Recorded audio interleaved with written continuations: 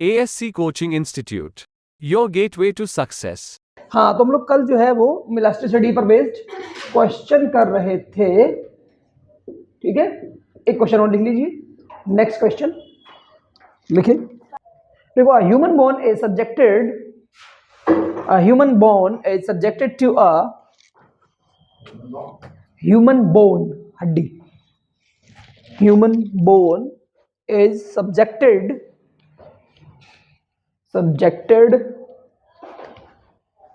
to a compressive force of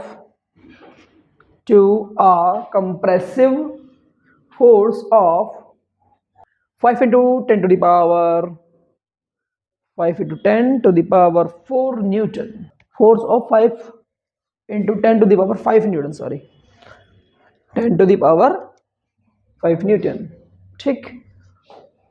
The bone is 25 centimeter long. The bone is 25 centimeter long. The bone is 25 centimeter long and has an approximate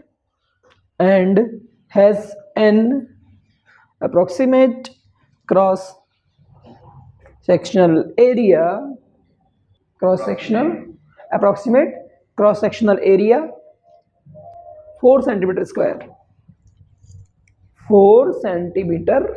If the ultimate compressive strength of the bone is, if the ultimate compressive strength of the bone is 1.70 into 10 to the power is 1.70 into 10 to the power 8 Newton per meter square. Will the bone be compressed? Will the bone be compressed or will it break under this force? Will it break under this force? हाँ, देखिए compressive strength given है, ठीक है। और compressive strength का मतलब क्या हुआ कि इतनी स्ट्रेंथ अगर हम अप्लाई करेंगे इस पे तब तो नहीं टूटेगी, उससे ज़्यादा अगर स्ट्रेंथ होती है तो टूट जाएगी, ठीक है। आपके पास न्यूटन फोर्स दिखा है, उसका एरिया दिखा है। फोर्स अपॉन एरिया क्या होता है? स्ट्रेंथ ही होता है, स्ट्रेस। तो आपको स्ट्रेंथ निकालनी है। अगर ये जो आप निकालेंगे स्ट्रेंथ, वो वाली स्ट्रेंथ अगर ज़्यादा आएगी कंप्रेसिव स्ट्रेंथ, इसका मतलब बोन विल ब्रेक। अगर इक्वल आएगी तो कंप्रेस, ठीक है। कम आएगी तो कुछ नहीं। देखें करके देखिए, आपके पास कंप्रेसिव स्ट्रेंथ गिवन है बच्चों। मान लीजिए ये एक हड्डी है, मैं इसको हड्डी बनाता हूँ, ठीक है। ये एक हड्डी है, ठीक है। इस हड्डी पे जो मैं फोर्स लगा रहा हूँ वो कितना लग रहा है? 5 into 10 की पावर 5 न्यूटन, ठीक है। और इसका जो क्रॉस सेक्शन एरिया वो कितना बच्चों? 4 सेंटीमीटर स्क्वायर। और लेंथ कितनी है? 25 सेंटीमीटर। अब जो मेरे पास कंप्रेसिव स्ट्रेंथ गिवन है,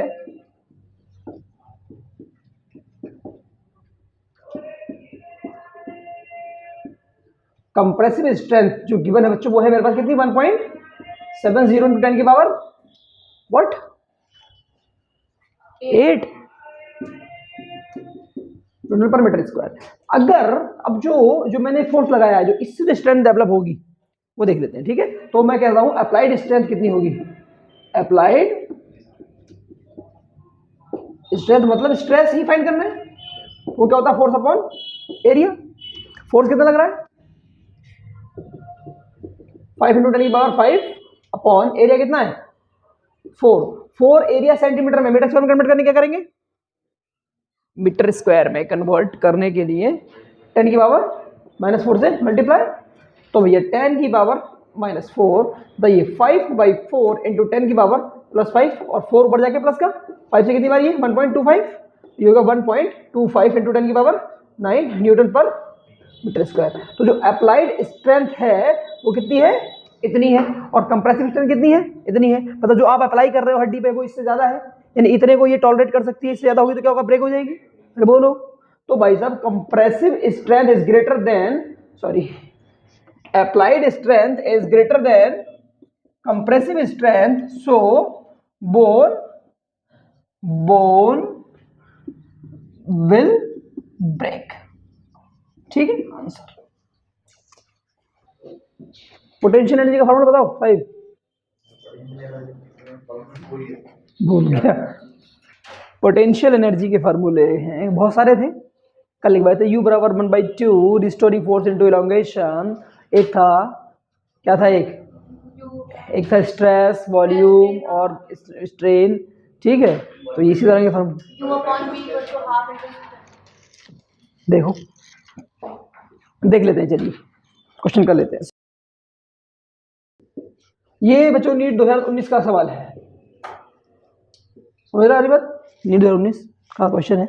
ये एक वाया है, जरा देख लीजिए, इसकी लेंथ कितनी है बच्चों? कैपिटल एल है। ठीक है, और मास कितना है? तो इसमें जो लंबाई में जो इंक्रीमेंट हुआ है वो कितना हो गया है? L plus small L. कितना हो गया? Small L. तो आपको फाइंड करना है पोटेंशियल एनर्जी। पोटेंशियल एनर्जी कई फार्मूले हैं। एक तो बच्चों ने लिखवाया था आपको रीस्टोरिंग फोर्स इनटू एलोंगेशन। ठीक है, एक फॉर्मूला मैंने लिखवाया था आपको 1 into stress into volume into strain. ठीक है, एक एनर्जी डेंसिटी भी आई थी, वो बात की बात है। बताओ अब इसमें कौन सा फॉर्मूला लगेगा? जब इसका मास m था, इसके ओन वेट की वजह से जिसमें लेंथ में इंक्रीमेंट हुआ, वो कितना हुआ? इतना हुआ। बताइए इनिशियल लेंथ कितनी थी? l। वो कितनी थी finally? l plus capital L, l plus l। ठीक है, तो इलोंगेशन कितना होगा? इलोंगेशन मतलब डेल्टा l। बोलो कितना हुआ इलोंगेशन? इलोंगेशन हो जाएगा final length minus initial length. Final कितनी है? Capital L plus small L, और इनिशियल एल। एल से एल कैंसिल, तो डेल्टा एल कितना हो गया? L small L. अब बताओ पोटेंशियल एनर्जी कौन सा फॉर्मूला लगाएं? तो ये तो लगाओ मत, क्योंकि इसकी जरूरत है ही नहीं आपको। तो पोटेंशियल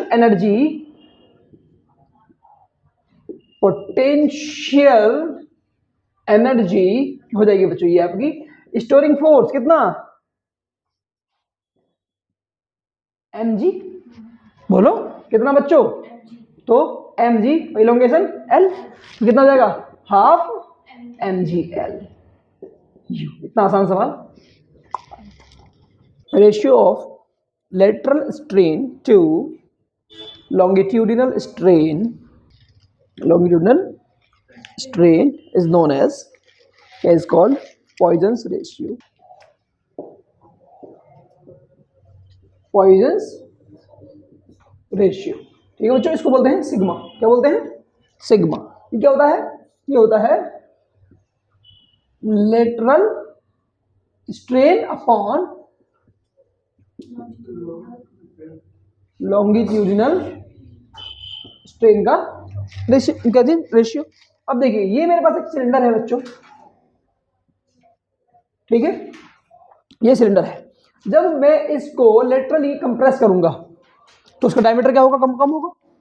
बोलो, जब डायमीटर कम होगा तो लेंथ का क्या होगा? लेंथ बढ़ेगी। तो क्या ये कंडीशन ये वाली बन जाएगी आफ्टर कंप्रेशन?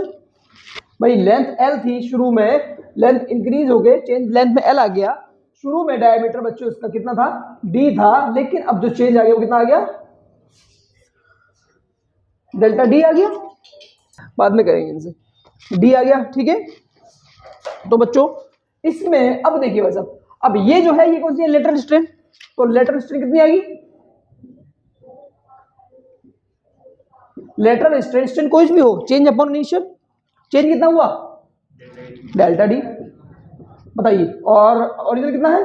डी। ठीक है, साइज में कमी होती है तो साइन माइनस लेते हैं। बोलो, दूसरा है बच्चों लॉन्गिट्यूडनल। क्या है? Longitudinal strain. ये क्या होता है? Change upon initial. तो बताओ लॉन्गिट्यूडनल पहले कितनी लंबाई थी? एल, अब कितनी हो गई? Delta L. तो ये हो गया। तो सिग्मा कितना हो जाएगा फिर आपका? Minus delta D upon delta L upon L. ठीक है, और अगर आप रेडियस की फॉर्म में करना चाहें तो फिर क्या बनेगा? Delta R upon delta L upon L. ठीक है, अब इसकी कुछ वैल्यूज होती है। दो तरह की वैल्यू होती है बच्चों इसकी, एक तो थियोरेटिकल वैल्यू और एक होती है बच्चों प्रैक्टिकल वैल्यू। तो थियोरेटिकल वैल्यू सिग्मा की 0.5 से कम और -1 से ज्यादा होती है, जबकि जो प्रैक्टिकल वैल्यू है सिग्मा की वो 0.2 टू 0.4 के बीच में होती है। नोट कर दीजिए सारी चीजें।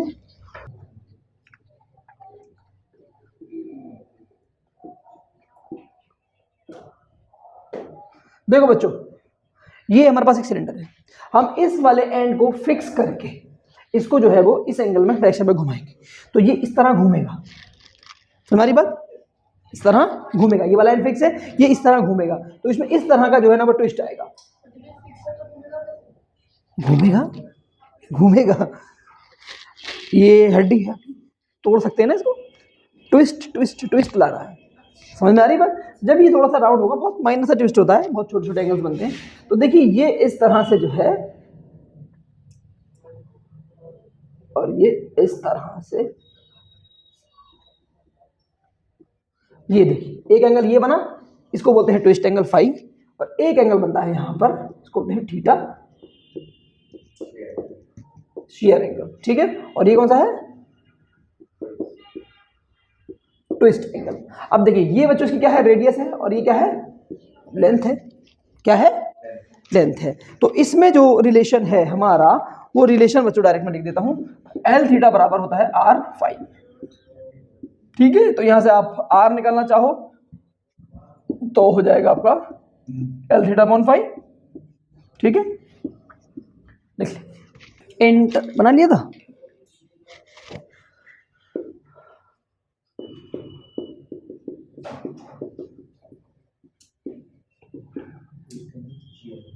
Force, inter atomic force constant, ठीक है बच्चों। देखिए क्या होता है ये इंटर एटॉमिक, पहले तो देखिए फोर्स, देखिए अगर किसी भी सॉलिड के अंदर अगर दो मॉलिक्यूल, दो एटम है, ठीक है, इनके बीच डिस्टेंस में चेंज मानिए डेल्टा आर आता है, ठीक है, तो इसके बीच एक फोर्स होता है, वो होता है के डेल्टा आर। क्या होता है, के डेल्टा आर। तो ये इंटर एटॉमिक फोर्स हो गया, ठीक है। एफ क्या हो गया बच्चों, इंटर एटॉमिक फोर्स, राइट। और ये क्या हो गया, के, ये है इंटर एटॉमिक फोर्स कांस्टेंट, ठीक है। तो इंटर एटॉमिक फोर्स कांस्टेंट ये कितना होता है, इंटर एटॉमिक फोर्स कांस्टेंट होता है बच्चों y इंटू आर नॉट। क्या होता है, आर नॉट, ठीक है, ये लिख लीजिए। और ये आर नॉट क्या होता है, normal inter atomic distance.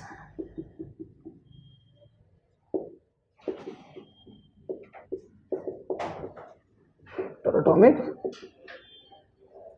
Distance, wave, milk और ऑयल, जूस नहीं, देखिए लिक्विड, ठीक है, पानी लिक्विड है, तो लिक्विड फ्लूइड हो गया।